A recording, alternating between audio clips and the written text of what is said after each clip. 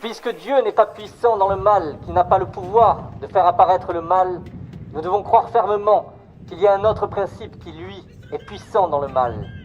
C'est de lui que proviennent tous les maux qui ont été, qui sont et qui seront.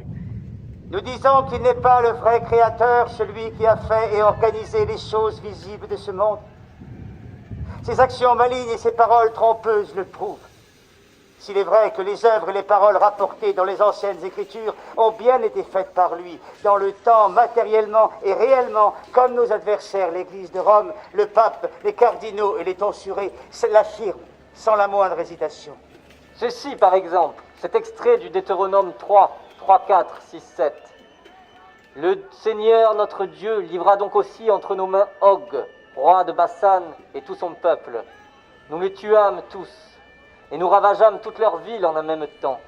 Il n'y eut point de ville qui pût échapper à nos mains. Nous prîmes 60 villes, tout le pays d'Argob, qui était le royaume d'Og en Bassan.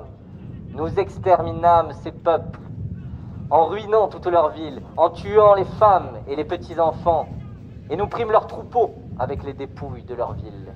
Comment le vrai Créateur aurait-il pu, en ce monde visible, vouer sans miséricorde à la mort la plus cruelle des petits-enfants?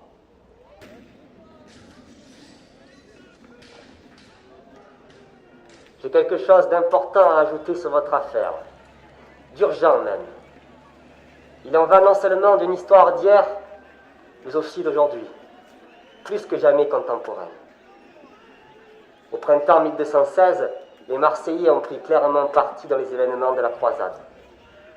L'immanence de l'esprit que proclament les cités s'oppose à la transcendance du pouvoir spirituel de l'Église.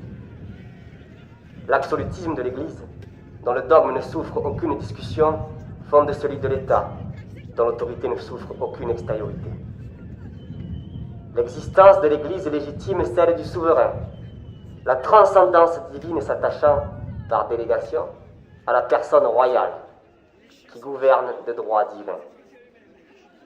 Et la cité, sacrée du fait d'un libre serment contracté par ses habitants, perd ce caractère au profit du souverain.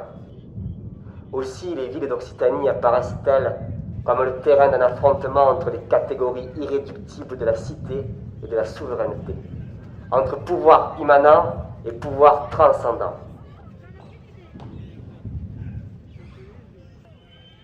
La France se veut trop la fille aînée de l'Église.